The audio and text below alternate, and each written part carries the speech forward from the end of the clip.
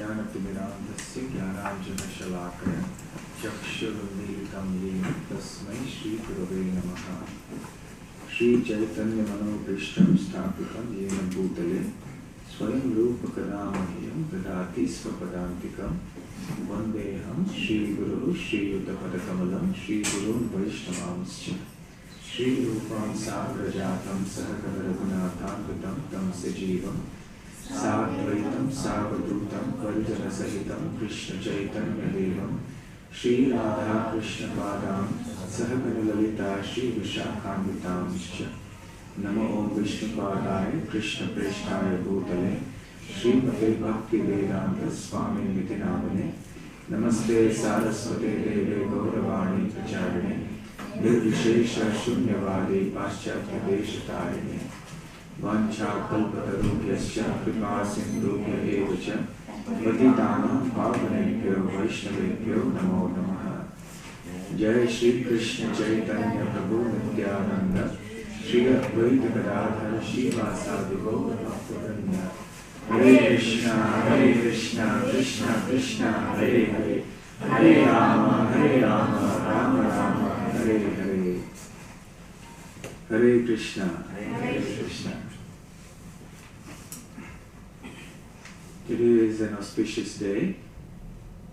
It is the appearance day of His Divine Grace Srila Bhaktisiddhanta Saraswati Thakur. And as we all know, Srila Bhaktisiddhanta is the spiritual master of His Divine Grace A.C. Bhaktivedanta Swami Prabhupada. He was the son of Srila Bhaktivinoda Thakur and the initiating disciple of Srila Gaur Kishore Das Babaji Maharaj. So we are indeed very fortunate to have such an illustrious Guru Parampara with such exalted souls as these. These exalted acharyas should be considered to be very dear associates of the Lord. Srila Bhaktisiddhanta, Srila Prabhupada, Bhaktivinoda Thakur. Therefore, when we offer prayers, we say Namo Om Vishnupadaya Krishna Preshthaya Bhutale. Krishna Preshthaya means one who is very dear to Krishna. Bhutale means on this earth. Srimate Bhaktisiddhanta Saraswati iti namane. His name was Bhaktisiddhanta Saraswati. How it came about we will hear gradually. But Srila Bhaktisiddhanta Saraswati Thakur has made very, very seminal and important contributions to the Gaudiya Vaishnava heritage and the Sampradaya. You see, at the time when Chaitanya Mahaprabhu was physically present, he taught many wonderful things to his followers, namely the 6 Goswamis, and also to others like Swarup Damodar and so on. And the 6 Goswamis were very qualified followers of Sri Chaitanya Mahaprabhu, and they continued on and established the teachings of Chaitanya Mahaprabhu on a very solid foundation of scripture and logic. They also gave much information on how a Vaishnava should live, how the deity should be worshipped, and so on. Jai Shri Shri Jagannath Baladev Subhadra Devi ki jai, Shri Shri Radha Landanishwar ki jai, Shri Shri Gauramatai ki jai. And then immediately after the 6 Goswamis, there were other exalted personalities like Srila Narottam Das Thakur, Srinivas Acharya, Shyamananda Pandit, Krishnadas Kaviraj Goswami, and so on. And then after that, there was a significant gap. And that gap was filled in by Srila Vishwanath Chakravarti Thakur and his illustrious Shiksha disciple, Srila Baladev Vidyabhushan. And then again, after that, there was a major gap. You see, if you study the history of the Gaudiya Sampradaya, we will see that there were periods of bright sunshine and periods of when the days were very cloudy, metaphorically speaking. Because when Chaitanya Mahaprabhu and his very empowered associates were present, that was when in the Sampradaya everything was shining bright. But there were periods when the Gaudiya Vaishnava Sampradaya was going on, certainly, but it wasn't being propagated very, very strongly. And at that time, in these short durations of time, in some cases it was a century even, many, many other deviant thoughts had crept in to the Gaudiya Sampradaya. At the time of Srila Bhaktisiddhanta Thakur, when he assessed the situation of the Gaudiya Sampradaya, he came to certain distressing conclusions. There were hardly any pure devotees of Krishna to find anywhere. And the people in general had a very wrong impression of the Gaudiya Sampradaya and of the followers of Chaitanya Mahaprabhu, because the real followers were hardly to be found anywhere, and even those genuine ones were not out there preaching. They were doing their own bhajan, even though they were exalted souls. And those who did become the prominent face of Vaishnavism were those who had somewhat deviated from the teachings of Chaitanya Mahaprabhu. So at the time of Srila Bhaktisiddhanta Thakur, he assessed the whole situation and analyzing the philosophies of all those who were on the forefront or who were the public face of Vaishnavism in Bengal in those days, he came to the conclusion that there were no less than 13 Apasampradayas. Apasampradaya means some sampradaya that is teaching something that deviates from the original teachings of the sampradaya. So Chaitanya Mahaprabhu came to teach so many wonderful things, but somewhere down the line there were a few who concocted a few things and they deviated. So therefore, there were these Apasampradayas like the Aula, Baula, Kartabhaja, Sakhi Bheta, Prakrita Sahajiya, Jati Gosai, and so on.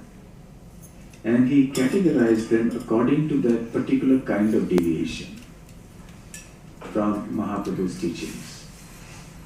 And he saw that there was much confusion in the public at large about what real Vaishnavism was and what the teachings of Chaitanya Mahaprabhu were.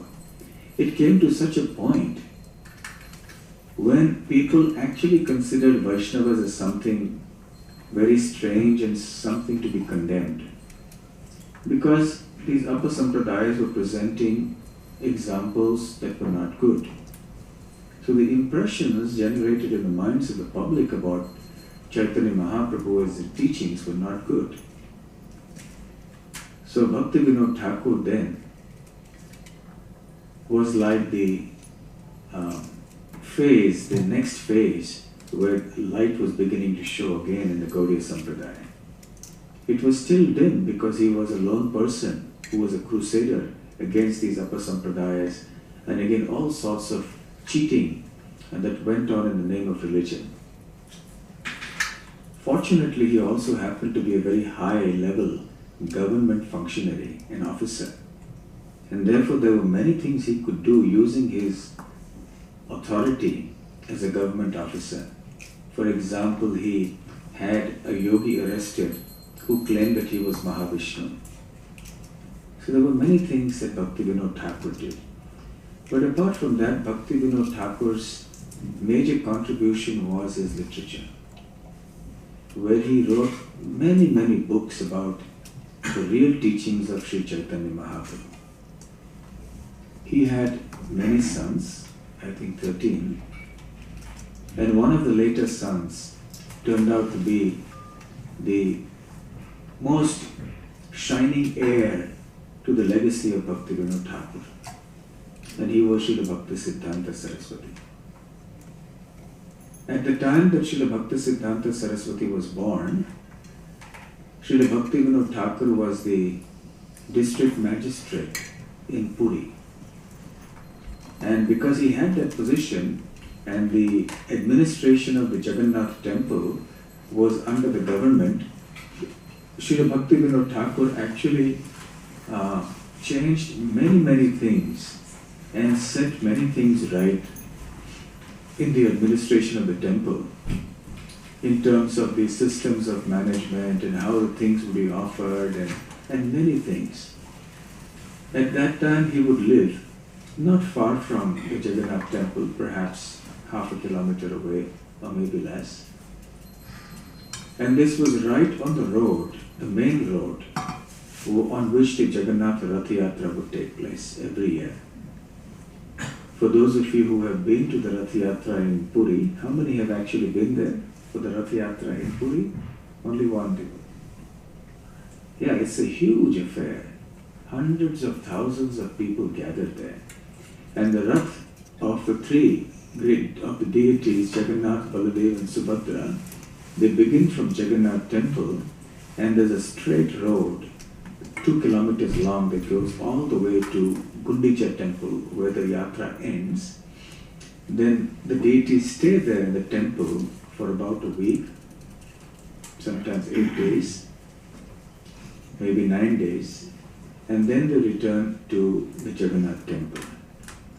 So the Jagannath Rath actually stops of its own accord sometimes and starts of its own accord, because it is well known that the Rath moves not by the pulling and pushing of the devotees, but by Lord Jagannath's will. Now, when Srila Bhaktivinoda Thakur was staying in his lodging, in his house that was on this road, it was in one of these occasions that, one of these years that, 1874 actually, February, sometime in the month of February, on this Tithi as per the Vedic calendar, his son appeared. And his parents gave him the name Bimala Prasad. Bhaktivinoda Thakur's wife's name was Bhagavati Devi. And Bimala is actually the goddess Yogamaya. There is a deity of Yogamaya in the Jagannath temple. As you go up the stairs and you look on the left, you will find this deity. And it is a long-standing tradition that every time the food, the bhoga that is offered to Jagannath, as soon as it becomes Mahaprasad, the first thing they do is they offer that Mahaprasad to Bimala Devi. So she gets the Mahaprasad of Lord Jagannath. She is the first one who gets it. And then it is distributed to everyone else. So Bimala Devi plays a very important role in Jagannath's temple. So Bhaktivinoda Thakur named his son Bimala Prasad, the mercy of Bimala Devi, who actually receives the mercy of Lord Jagannath. So Bimala Prasad was born there in that house. That house still remains today. In fact, there is a Gaudiya Mutt in that house now. There is a big temple and many devotees stay there sometimes. Perhaps those of you who have been to Puri may have seen it. So Srila Bhaktisiddhanta Saraswati Thakur was only very young when the Rath Yatra took place. He must have been about 6 months old. The Rath Yatra is usually around July, around plus minus something. So he must have been about 6 months old at that time when the Rath Yatra came. And the Rath stopped by Jagannath's wish in front of Bhaktivinoda Thakur's house. And the Rath did not move for 3 nights. So for 3 days and nights, the Rath of Lord Jagannath remained in front of the house of Bhaktivinoda Thakur. And naturally on such occasions, all the devotees used to do kirtan. So there was 3 days of kirtan and festivity. The devotees of Jagannath, they are They completely surrender to Jagannath. So if Jagannath wants to stay, they also stay. So the Rath Yatra may take much longer. Some years ago when some devotees have gone, I remember, the Rath stopped at a certain point and wouldn't move. So one night, the Lord Jagannath stayed on the road, on the streets. And the next morning again he began, and he reached Gundicha temple. So when the Rath stopped in front of Bhaktivinoda Thakur's house, his wife, that is Bhagavati Devi, brought out 6-month-old Bimala Prasad. And at the time of the Rath Yatra, Lord Jagannath is really liberal. Generally there is a rule that those who are in not Hindu bodies, quote unquote, cannot enter the temple. Unfortunately, this rule is still followed by the pujaris. Hopefully in the near future sometime they may change it and allow genuine devotees of Krishna to come in, even if they haven't been born in so-called Hindu families. But at the time of the Rath Yatra, everything is very liberal. Lord Jagannath has come out himself, so who can stop anyone from taking darshan of Jagannath and getting the mercy of Jagannath? And sometimes devotees, even if they're not born in Hindu families, may be allowed to go up on the Rath and actually take darshan of the Lord. This happens even now.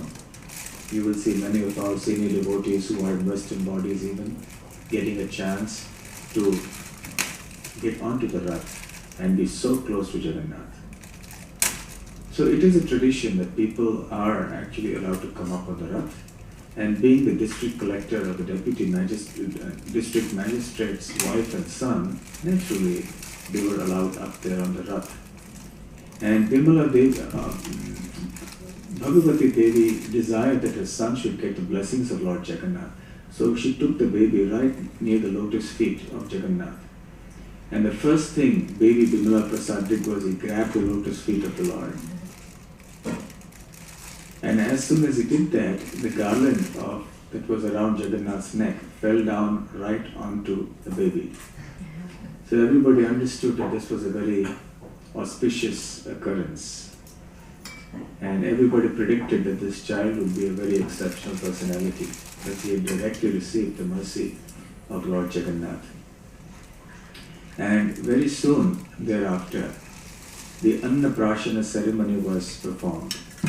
Annaprashana is one of the sanskars where the child is first given grains to eat. You see, Vedic culture is so refined and sophisticated that at different stages of life and death, and even before birth actually, there are so many sanskaras that have to be performed. These are purificatory ceremonies that are necessary for purifying the mind to make it very conducive for Krishna consciousness. Now one of those sanskaras is Annaprashana, when the baby is first fed with grains. So it's like it's a big ceremony is held and everything. So Bhaktisiddhanta's or Bimala Prasad ceremony was held very nicely, and as usual they would offer some things in front of the child, some Bhagavatam, or they would keep some gold coins, or they would keep similar things, and then they would leave the child free to go where he wanted. And if the child, that's what the impression is, if the child goes for the gold, that means he'll become a very money-minded person, or he'll become a man of the world. Maybe he'll get a lot of money in the future. But if he goes for the Bhagavatam, then you understand he's going to become a devotee. Of course, many times in the modern times when our ISKCON devotees do it, and they're really waiting with bated breath, and sometimes the child goes and touches the money, and the parents get really disappointed. Oh, my child will not become a great devotee. Because every devotee family wants that their child should also become a very great devotee. But no need to get disheartened. It's baby, whatever comes in the baby's mind may do. So in any case, Srila Bimala Prasad, he went straight for the Bhagavatam. There was no question of looking at the gold. So right from his babyhood, Srila Bhaktisiddhanta demonstrated some excellence, some extraordinary tendencies. One time when he was really young, of course he was able to walk and talk. He ate some, this is a famous mango episode, which I'm sure many of you have heard of. There were some mangoes brought in the house by Bhaktivinoda Thakur. And young Bimala Prasad, he ate those mangoes without offering them to Krishna. And when Bhaktivinoda Thakur came back, he just mildly reprimanded him. It was a very mild thing because he was a small child. So very mildly he told him, "Oh, Bimala Prasad, you have eaten a mango without offering to Krishna? That is not good." He just mildly rebuked him, and then young Bimala Prasad took it to heart so much. He felt himself, "Oh, I've done such a big mistake.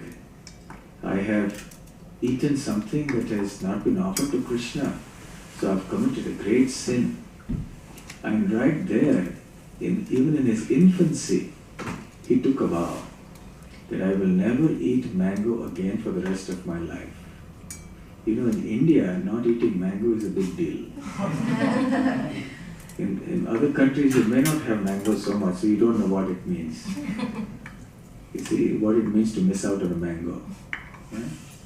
Like in Italy, if you tell somebody to give up pizza or something like that. You know. So mango is something that everybody looks forward to. Nowadays they have all these horrible genetic things they do with the mango to make it grow in any season, so all around the year you get mango. But there's no fun in that because it's not the real thing actually. The real thing is when by nature's arrangement it comes up at the right time. So even as children we would all look forward to summer because that's when you get mango. But we weren't allowed to eat much because it causes too much heat in the body. So for a child to give up mango is one thing, and to first of all to take a vow like that, and then secondly to maintain the vow throughout life is also another extraordinary thing. And Srila Bhaktisiddhanta Saraswati Thakur did just that. He kept that vow.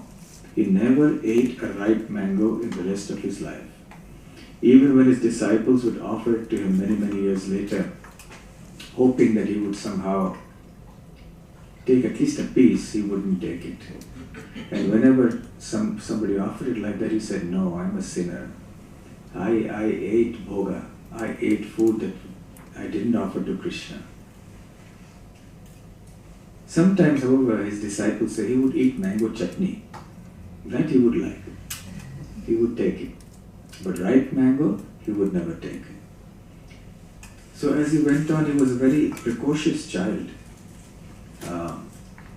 And by the age of 7, he had memorized the entire Bhagavad Gita and its explanation. And he could sit and speak on Bhagavad Gita. He could explain to you what the verses meant. So quite brilliant. And also he had learned many, many other things. He showed a strong inclination towards subjects like mathematics and astrology and so on. Later on he went to become a very, very expert astrologer. He even wrote books on that. And at a very young age, he was so brilliant that his teachers were astounded to see his brilliance. And gradually as he went on, when he was again just about 8 years old or so, his father was establishing the Bhakti Bhavan in the city of Calcutta. And while the digging was going on for laying the foundation of the new building, they struck something and found it was a deity. It was a deity of Kurmadev, of Lord Kurma, Lord Tortoise, one of the avatars of Lord Vishnu. And Bhaktivinoda Thakur was very happy. So he brought the deity home and he gave it to Bimala Prasad and said, "This is your deity and you must now worship it." And he taught Bimala Prasad the process of worshipping Kurmadev, the deity, including the mantras and everything. And young Bimala Prasad then began to worship the deity. He began to wear a tilak. So right from that age, he was actively involved in these things. Somewhere around that time, he invented a method of writing in shorthand called Vicanto. So at that age, to do something like that, he invented a whole language, which was shorthand. And it was quite extraordinary. And as he went on, when he learned mathematics and astrology from his teacher, the teacher was very, very amazed. So they all gave him a title, Siddhanta Saraswati. Saraswati is the goddess of learning, as you know. So anyone who has brilliance or good knowledge, we can understand he has or she has the blessings of goddess Saraswati. So he was given this title, Siddhanta Saraswati. He would not spend much time with his books, his textbooks from his school. Just by hearing once, he had like a photographic memory almost. And just by hearing once, he could remember. And he didn't spend time with the school textbooks, rather he would come home and study books in astrology, and he would study his father's books. Srila Bhaktisiddhanta Thakur had already begun writing several books, publishing magazines. And even at that age of 7 or 8 years old, he would assist his father in publishing work. And he learned how the printing press operates and how you do proofreading. In those days, now we're talking of a time which is like more than 100 years old. The printing press had just about started. And a very, very elaborate process. For those of you who have done some printing work before the days of, desktop typesetting, you know how difficult things were. Before the days of computers, you had to type it in a typewriter. Nowadays in the computer, you just make a mistake, you just immediately change it, and it's so quick. You get another printout, and everything has become so easy now. But in those days, printing was such a big and difficult job.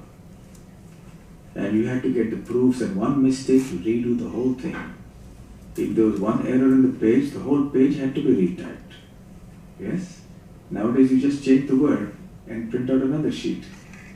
But in those days, they had to do the whole thing from the beginning. So he learned all this. And this is where he got the inspiration to actually put so much emphasis on books and magazines, publishing and printing. And that was later on, this was inherited by Srila Prabhupada as well. So Bhaktisiddhanta Thakur was actually the founder of this publishing and printing activity in the modern times. Because since Baladev Vidyabhushan then, there was hardly any work in this area in our Sampradaya.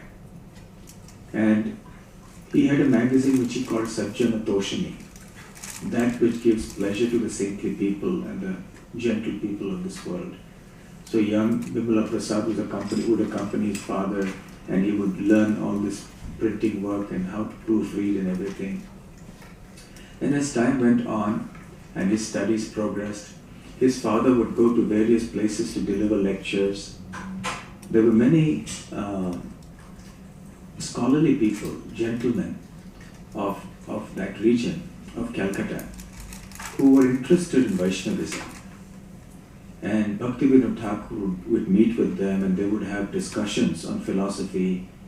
And Bhaktisiddhanta Saraswati Thakur was only 11 years old at that time, and he would attend all these sessions and hear with rapt attention what was going on. He would also hear his father giving lectures. So just see the powerful impact of having devotee parents, and especially those who are very conscious. And he would carry his father's copy of the Bhakti Rasamrita Sindhu with him. When Bhaktivinoda Thakur would lecture on this book of Rupa Goswami, and they would go place to place, so Bimala Prasad would carry the book and go along with him and serve him.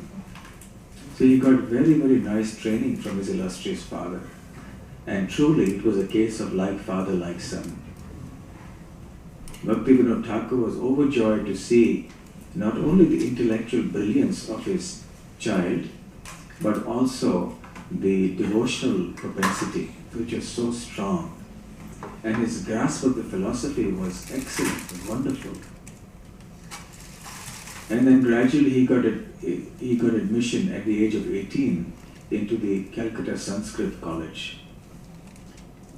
And in the Sanskrit college, as usual, he excelled in his studies, but instead of reading more of his textbooks, he would go to the college library and then he would read every book that was available in the library.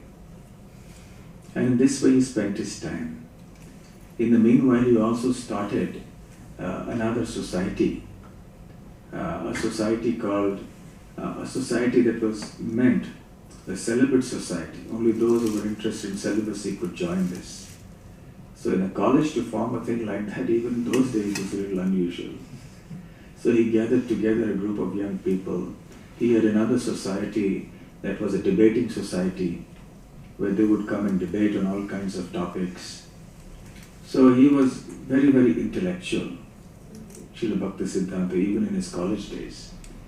And when he was studying Siddhanta Kaumudi, it's a textbook of grammar, a very famous textbook of grammar in Sanskrit. The teacher was very impressed with him, and he suggested to Bhaktisiddhanta that he should devote his life to studying this book and to learning Sanskrit grammar. And at that time, Bhaktisiddhanta told his guru, or his teacher, not exactly his guru, that I don't want to dedicate my life to learning Sanskrit grammar. Human life is meant for serving Krishna, becoming a pure devotee.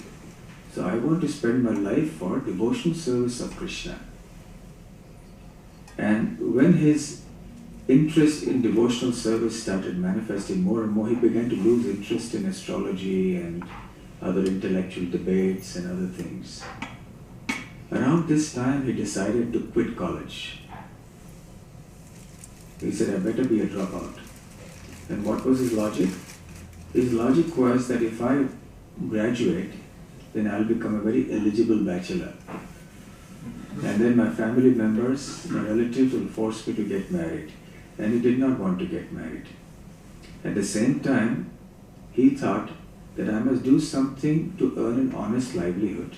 A simple life which gives me time for my other pursuits in Krishna consciousness, but where I also am able to earn something decently to maintain myself. Now, in those days, of course, there was no organization he could join. Now, young people or anyone who wants to do Krishna consciousness full time, there are so many facilities available.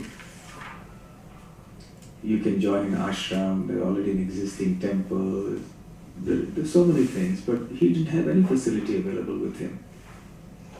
So his time was yet to come because he would open up facilities and give shelter to many others. So he decided to take up a job, and he went to this state called Tripura, which is on the northeastern part of India, on the northeast of Bangladesh even. And there he took employment with the king of Tripura. He was a tutor for the prince, for the king's son. And he was also given the assignment of writing the history of the kings of Tripura, so which he did admirably. And he served there for a couple of years, and in that duration he attended many debates and he continued some of his intellectual work. Finally he thought that I should give up this job. Now the urge to dedicate himself completely to Krishna was very strong with him. He realized that I don't want to have anything to do with this world now. But he had done such a good job with the king that the king gave him a full pension for the rest of his life. He said, for the rest of your life, I'll pay you whatever you have been earning now. Whatever his salary was at that time, he promised to give him that amount as pension for the rest of his life, even after he left the employment. Not many employers like that, isn't it? But there are not many employees like that also. So Bhaktisiddhanta Saraswati Thakur took that pension for some years and then he gave up. He didn't want to take that anymore. He didn't want any money like that coming in. So then he moved back, and this time he decided to take a life of renunciation. He did amazing renunciation, of the kind that we cannot even imagine. he went to Mayapur, and the place which was actually the birthplace of Chaitanya Mahaprabhu, which his father Bhaktivinoda Thakur had identified and confirmed with the help of Jagannath Das Babaji. And he stayed there like an avadhuta, chanting like more than 90 or 100 rounds every day, or maybe more. He would chant, 92 rounds is how much? About 92, he would chant 92 rounds every day. And he would live the life of a complete renunciant. He would be in ecstasy all the time. He was like an avadhut, and he would wear just a kaupan, just a simple cloth around his waist. The whole day he would be chanting, doing kirtan, and like this. He would go for a bath in the Ganga. One time, one of the disciples or followers of Bhaktivinoda Thakur, who was quite enthusiastic to start a preaching mission, a mutt, he understood, he had heard that Bhaktivinoda Thakur's son, Bimala Prasad, is actually a potential candidate for doing something like this. He's very brilliant, he's quite renounced, and right now he's doing some bhajan somewhere in Mayapur. So he came all the way from Calcutta to search for him. And he asked the people around, have you seen such and such person? And he described him, what he looked like. He said, we haven't seen anybody like him, but we have certainly seen one madman. And he just runs about here shouting, Nitai Gaur, Hari Bol, and he's just going around like this. All day he just shouts, and he goes running here and there, chanting Hare Krishna. So finally he managed to find him, and indeed it was him. And as soon as he saw him, he was in ecstasy, dancing, and then he said, what are you doing? Now why don't you come back to Calcutta and we'll start a preaching mission of the preaching mission of Chaitanya Mahaprabhu. So he told him, don't you see Chaitanya Mahaprabhu doing his pastimes here? This man was bewildered. And then with great ecstasy he started chanting the names, and then he jumped into the Ganga with his clothes on.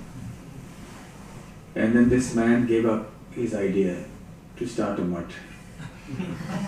So he went back to Calcutta. But he was surprised to find, some years later, the same young man comes back to him, but now in a different form. Now, here was a sannyasi, saffron robes, shaven head, nice tilaka, the sannyas staff in his hand, and said, now I am ready to start the mission. That man was taken aback. And indeed, at that time, then Bhaktisiddhanta's work started. Bhaktisiddhanta took sannyas. We'll come to that in a few moments. But in the time that Srila Bhaktisiddhanta was on his own, he was sometimes in employment, sometimes at home, his father had become very old and sick. And there was one occasion when there was a big debate being organized by certain caste Goswamis. These caste Goswamis believed in the doctrine that those to be a Brahmin, you must be born in a Brahmin family. If you're not born as a Brahmin, then you can't be considered a Brahmin. And similarly, the right to be an Acharya in Vaishnavism again depends on whether you were born as an Acharya in that family. So there was a big ceremony or debate organized in a city called Midnapur. And Bhaktivinoda Thakur was too old and sick to go, so he sent his son, Bimala Prasad. Bhaktisiddhanta Saraswati Thakur went there and gave a scintillating display of his erudition. And he was so clear and so firm, and he was quoting from the Shastras and giving evidence that actually in Vaishnavism or for devotional service to Lord Krishna, birth is of no consequence. One may be born in a Brahmin family, but one is to be known by one's qualities and one's actions, not simply by one's birth.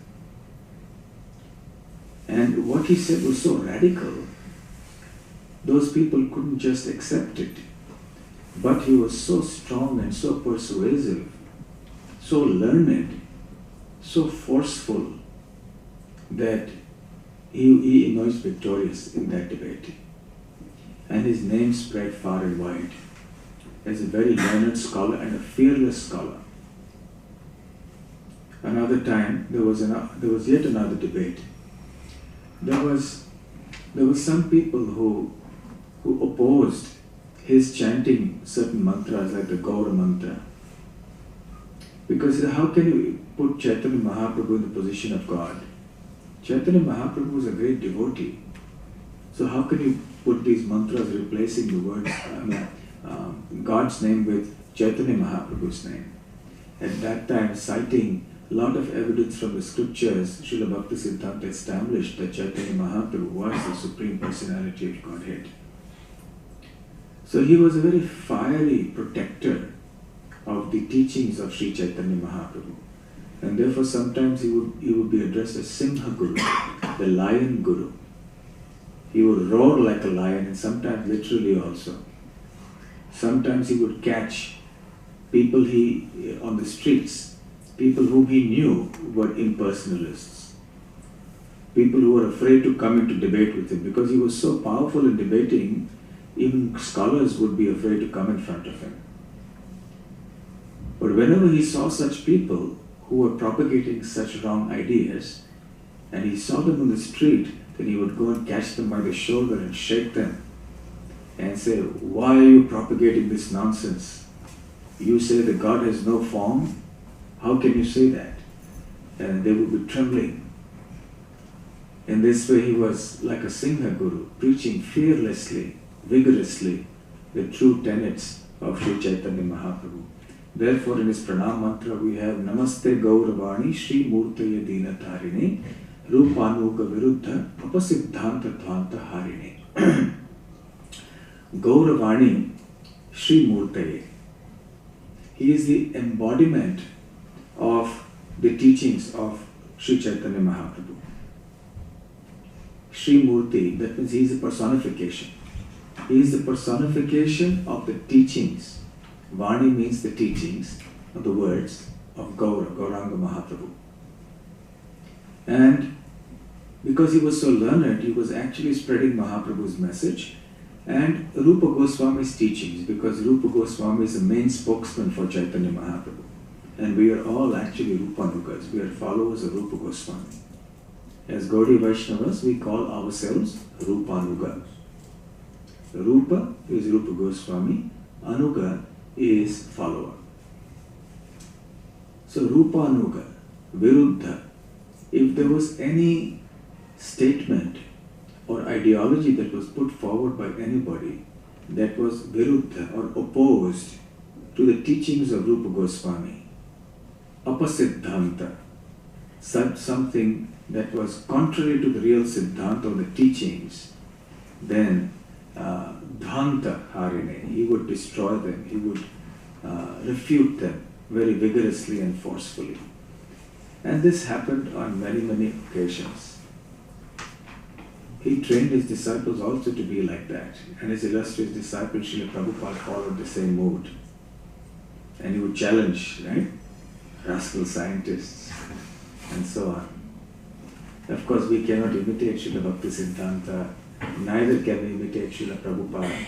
And if we go up and start talking like this to people, then we're not going to get any preaching done, for sure. What great souls we can't do, we cannot imitate. One Mataji was saying one time that when they were doing the initial book distribution, this was in the early days, in the early 70s, and they would do book distribution at the airports. They would catch people coming in and hand out books to them. And there was one gentleman who was getting into the airport, and this lady, she was a devotee, initiated devotee, she was distributing books. She approached this man and he refused to take any book.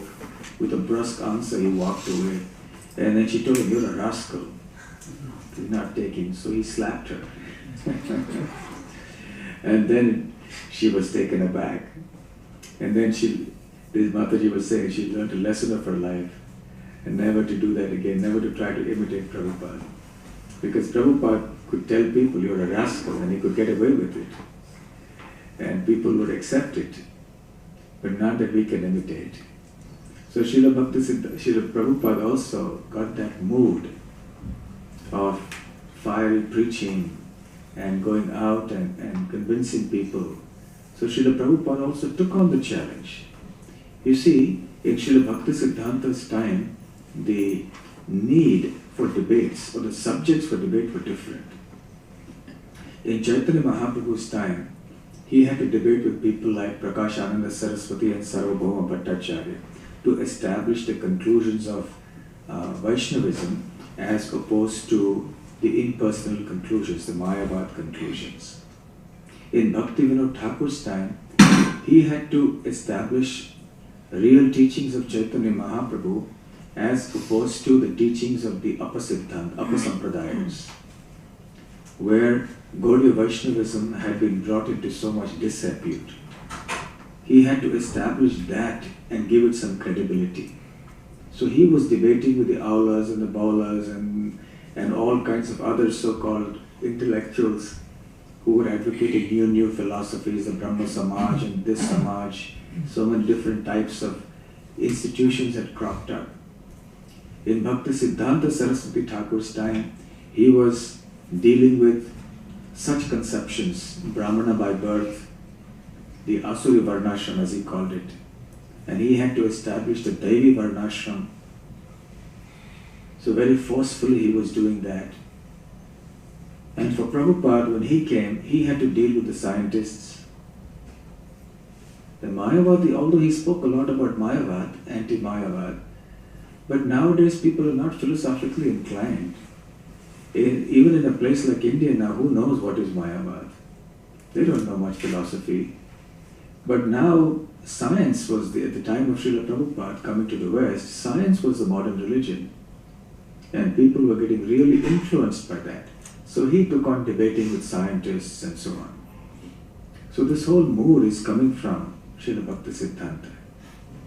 So whatever are the current misconceptions, we have to deal with that and debate with people or propagate philosophy that refutes that kind of wrong philosophy. So Srila Bhaktisiddhanta was doing that very fiercely, upholding the dignity and the purity of the teachings of Sri Chaitanya Mahaprabhu. As he was going on like this, he realized that the time had come now to spread the mission. He had to establish a mutt, a monastery. But who would do that? Whenever he looked around, there was dismay, there was only darkness. He could only see a few people like Gaurkishore Das Babaji, who were exceptional and genuine Vaishnavas. Incidentally, when he was younger, his father Bhaktivinoda Thakur had told him that take initiation from Gaurkishore Das Babaji. Srila Bhaktivinoda Thakur used to take some shiksha sometimes from Jagannath Das Babaji. He was very attached to him. And when Bhaktivinoda Thakur came, Gaurkishore Das Babaji was very happy to meet him, and he would come and attend his classes. Bhaktivinoda Thakur understood him to be a very exalted Vaishnava. Therefore he told his son Bimala Prasad that you must take initiation from him. Now Gaurkishore Das Babaji was a completely renounced Babaji. He had no idea or no intentions to accept disciples and anything like that. He was just too absorbed in his own personal chanting and hearing, which he would do. He would try to get away from people. When Srila Bhaktisiddhanta went to him, he said, why have you come here? So I would like to be initiated by you. I want to accept you as my guru. Oh no, come next time. So then he came, he went back discouraged. Then again he came, he said, well, let me ask my Gauranga Mahaprabhu. If he sanctions it, if he tells me to do it, then I'll initiate you. So after some days again he came back and asked, did you ask Mahaprabhu? Oh, I forgot, come again. And this way it went on. And Srila Bhaktivinoda, when Bhaktisiddhanta came back home one time, Bhaktivinoda Thakur told him, don't come back till you are initiated. such a father. You must get initiated. And so now Bhaktisiddhanta was really heartbroken. What to do? Gaur Kishore Das Babaji is not accepting me. What can I do? It was something exactly like Narottam Das Thakur wanting initiation from Lokanath Goswami, who didn't want to give initiation. And Narottam Das Thakur was from a king's family, son of a king, a big landlord. And Lokanath Goswami says, I'm just an ordinary, Babaji in Vrindavan. Why do you're a son of a king? Why are you coming to me? I can't give you initiation. But he persevered. He would serve him incognito. And eventually Lokanath actually succumbed to the sincere desire of his prospective disciple and then initiated Narottam Das. A very, very similar thing has happened with Srila Bhaktisiddhanta and Gaur Kishore Das Babaji. He continued to serve him, and then Gaur Kishore Das Babaji became convinced that yes, this boy is sincere, I will initiate him. Initially he would tell him, you are such a big scholar, you know so many things, you big debater, big this and big that, you're from such an aristocratic family, and I'm just a Babaji, I don't have any possessions, I'm living here in middle of nowhere. But Bhaktisiddhanta persevered. He came, and finally he was initiated. So his bond to Gaur Kishore Das Babaji was very strong. But soon Gaur Kishore Das Babaji left this world. He ceased his manifest pastimes. Meanwhile, the Babajis around, the so-called Babajis, they decided to take charge of the body. You see, Gaur Kishore Das Babaji, being a pure devotee, was very humble. And as we have read in all the Vaishnava bhajans of our great acharyas, sometimes they speak about themselves in a very derogatory way. I am the most fallen, I am the most sinful, and so on. We've heard these in all the bhajans. They sing Krishnadas Kaviraj Goswami, for example. He does it so often in his Chaitanya Charitamrita. But that doesn't mean that they are actually fallen. That's how they feel about themselves, out of their intense humility and their great devotion. But we should understand them to be situated on the most exalted platform of Krishna Prem. But these other Babajis, they didn't understand what Gaur Kishore Das Babaji was and what a real Vaishnava is. They were just imitating a Babaji, were wearing the external dress of a Babaji, but they had no qualifications to be a Babaji. In the evening today, we'll talk about the significance of the Babaji and the sannyas and so on. So, Gaur Kishore Das Babaji had actually written that when I die, this useless body of this useless soul should be dragged through the streets of Navadvip. That is the only fitting punishment for it. He was speaking as a humble devotee.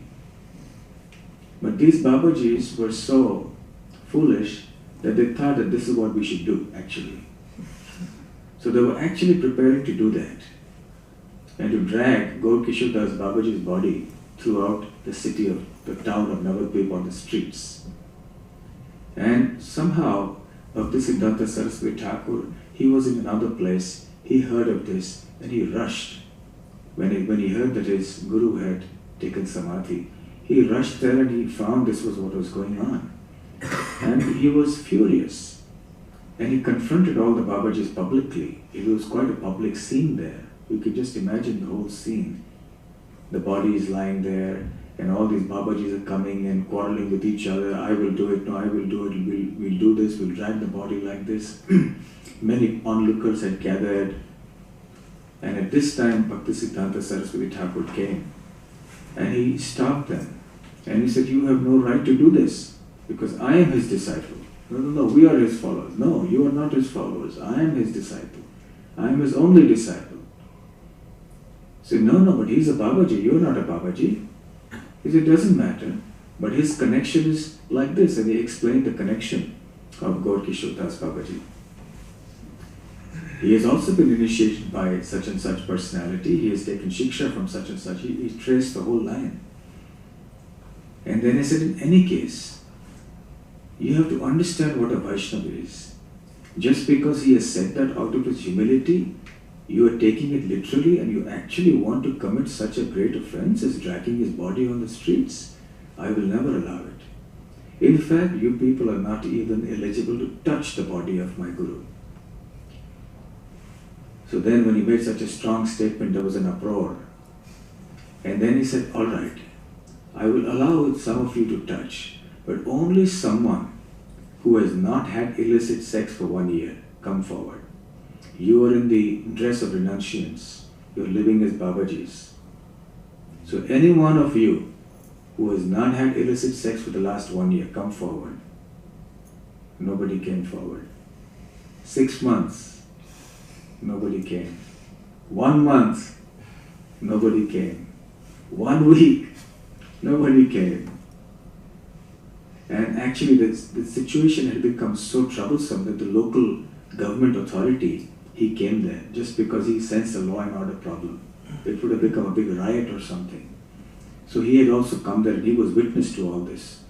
And then when he saw Bhaktisiddhanta's challenge thrown out and they couldn't fulfill his criteria, then that district magistrate of that region, and he said, yes, actually he's right. So then he took charge of the situation and allowed Bhaktisiddhanta Saraswati Thakur to do the needful and offer samadhi to his Guru in the proper way. So such things were going on at that time. This was what the condition of Babajis was.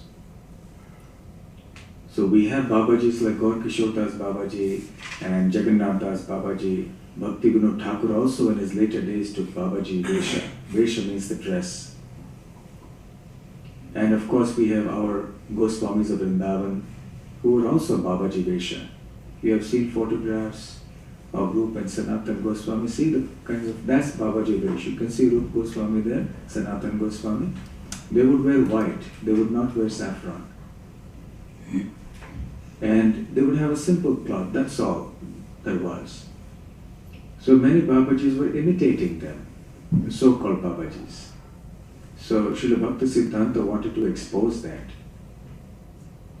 So he was fearless and he would preach like that, unconcerned about what reactions would come upon him. So in any case, now he was realizing more and more deeply that there was a need to start a preaching mission. Otherwise, things were degrading so rapidly that something had to be done very soon. That's how he decided to take sannyas. And he took sannyas in front of the picture of his Guru, because there was nobody else available. His father was no more physically present on the planet. His Guru was no longer physically present on the planet. And the condition of the Babajis was deplorable. Where was the pure Vaishnavas? He couldn't find pure Vaishnavas. And therefore he decided to take sannyas. And the significance of that sannyas, etc., we will talk about this evening along with some other pastimes of Srila Bhaktisiddhanta Saraswati Thakur. So today is a very important day because he appeared in this world on this day. He is actually also an eternal associate of the Lord, not an ordinary soul. And these souls come from the spiritual world. They seem to be like ordinary human beings, but they bide their time. When the time comes for them to make their contribution to the Lord's mission, they begin their activities and shine bright. So actually whatever shape and form has been given to our movement today, the architect behind that is Srila Bhaktisiddhanta, because he started his Gaudiya Mats and everything, the Chaitanya Mat. And then he initiated others as sannyasis and brahmacharis and so on. So he was a real missionary, a real revolutionary.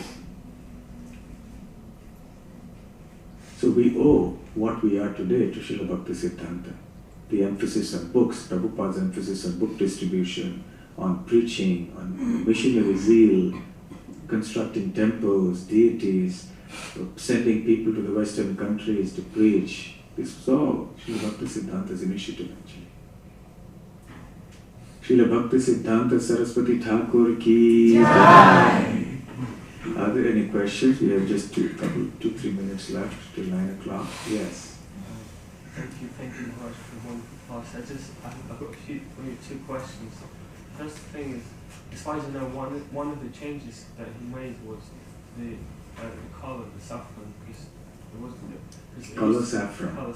Yes. What was the reason behind that? Yeah, we'll talk about that this evening. As I said, the sannyas and the Babaji issue, because it will need some explanation. So we'll talk about that this evening. Okay, so do come this evening. And another question is that, as far I heard that once he said that most dangerous evil is a well-organized religion, and is that true? And if it's true, why did he establish go to one? And the question is that he criticized organized religion, then why did he himself organize a mission? Yeah? The idea was that he criticized organized religion because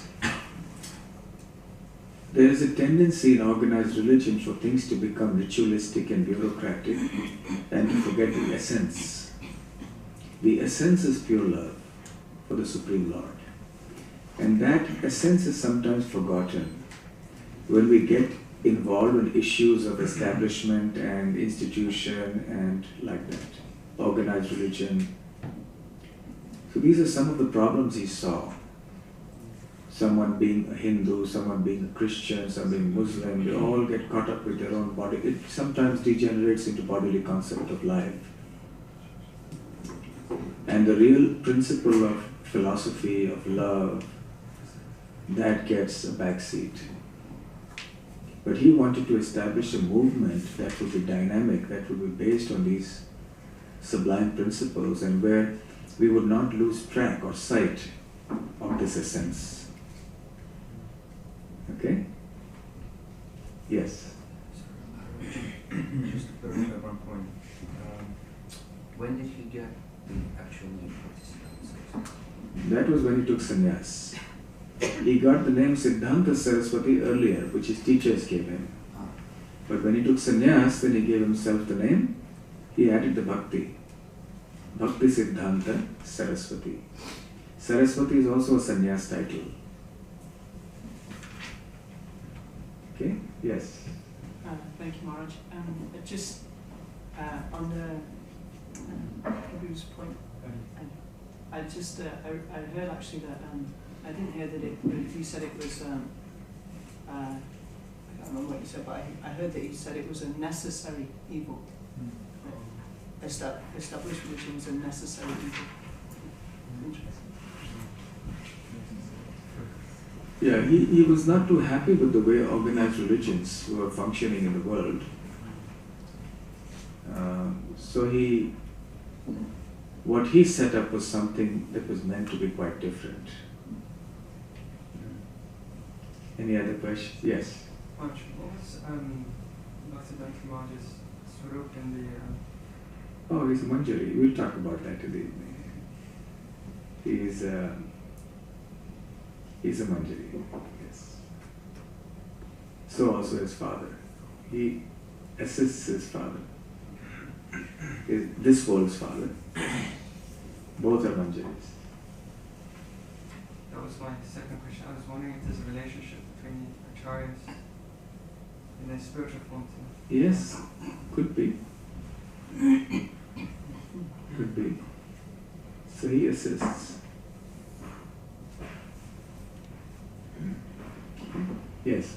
Maharaj, you mentioned Bhaktisiddhanta Thakur took Diksha Guru for Jagannath. Did he have a Diksha Guru as well, Bhaktisiddhanta Thakur? The question is that Bhaktivinoda Thakur took Shiksha from Jagannath Das Babaji. Did he take Diksha also? Yes. His Diksha Guru was Bipin Bihari Goswami. He was a caste Goswami, coming down there. Seminal succession. So he took Diksha from him. But his Shiksha was from Jagannath Das. So, on the altar, we know what Jagannath Das is that obviously... Yes, yes. And many of the links in our Sampradaya are Shiksha links. Yeah. They're not necessarily Diksha links only. By the Diksha link, we get formally connected, and then wherever your predominant Shiksha is coming from, then you link to that. Okay?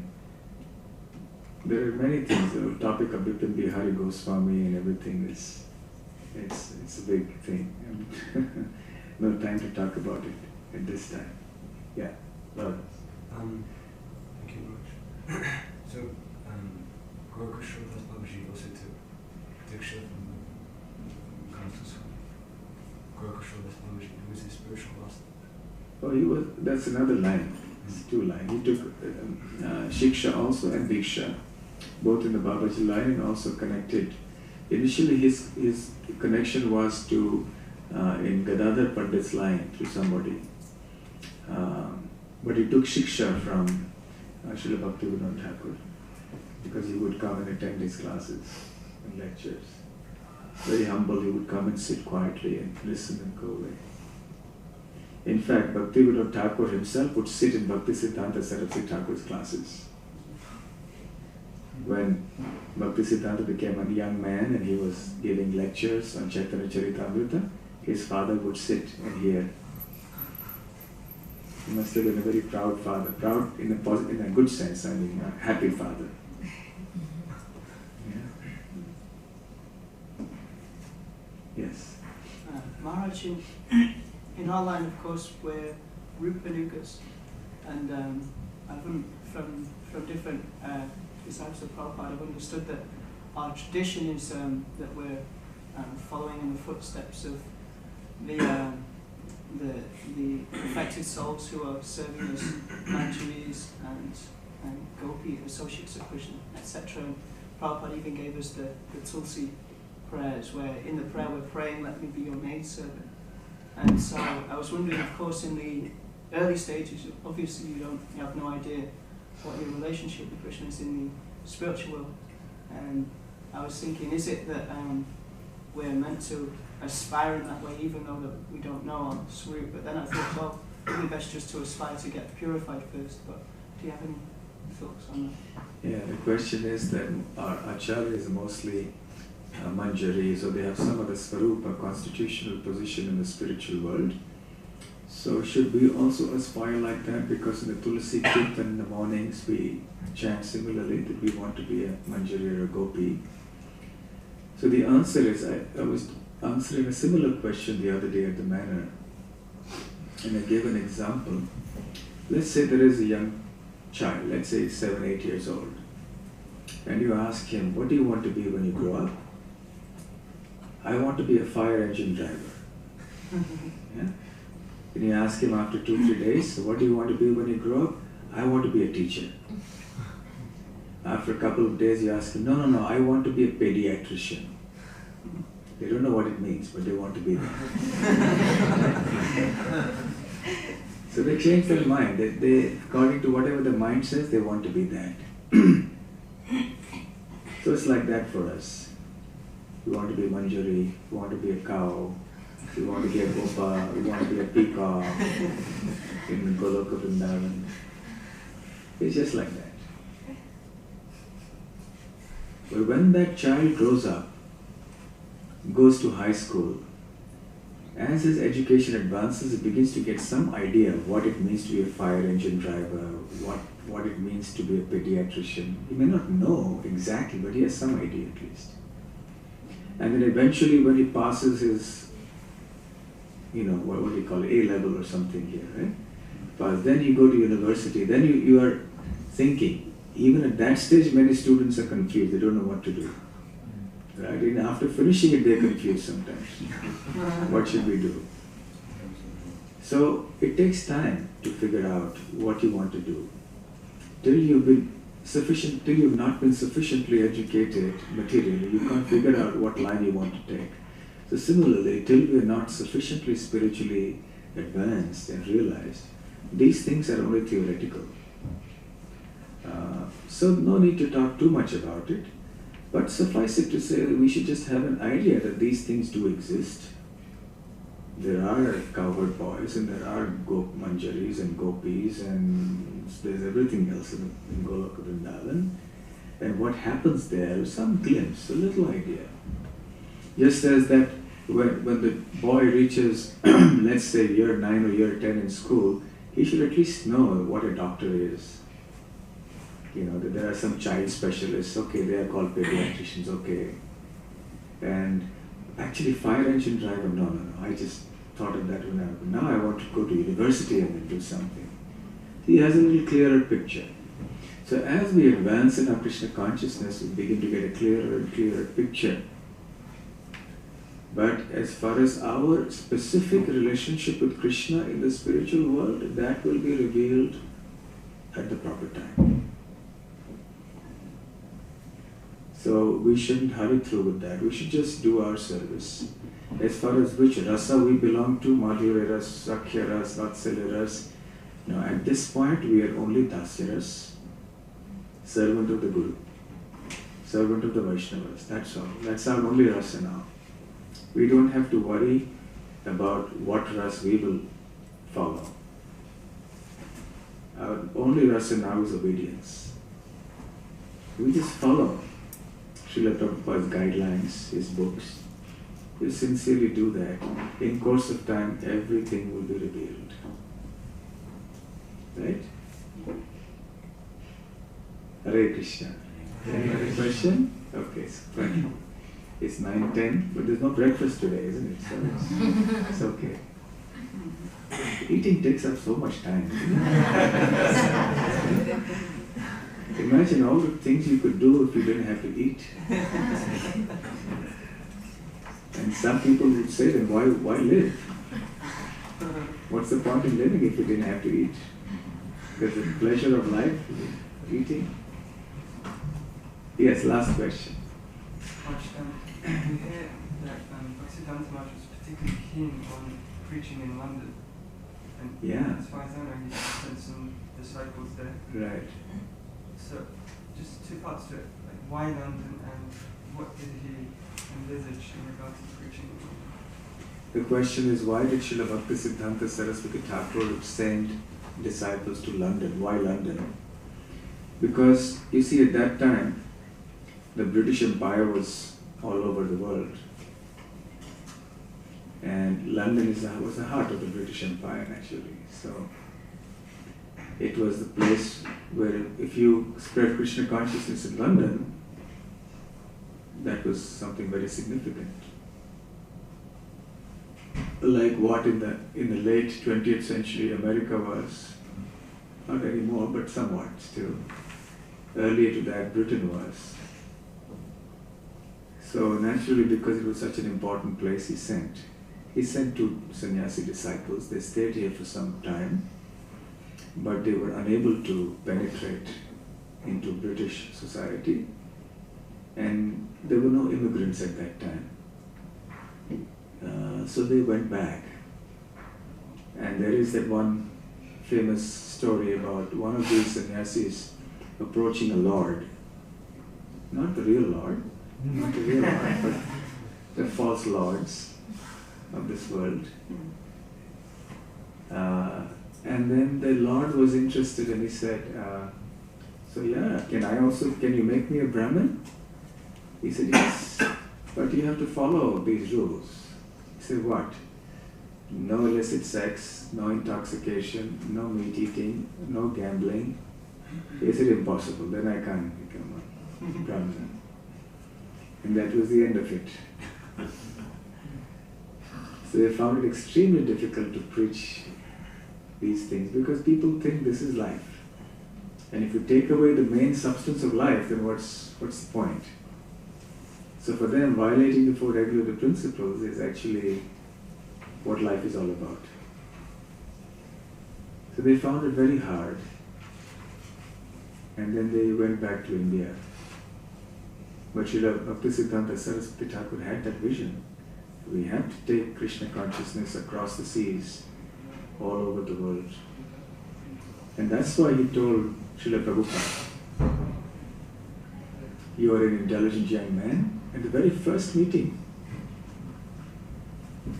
in One Ultadanga Junction, first place where Prabhupada met Srila Bhaktisiddhanta. You are an educated young man, spread the teachings of Chaitanya Mahaprabhu in the English language all over the world. The first time he met him and he gave him a life's mission, and Prabhupada noted that. The first time I'm seeing this gentleman, Sadhu, he's given me a life's work. But he never forgot that. And he kept that in mind. And he could fulfill that desire.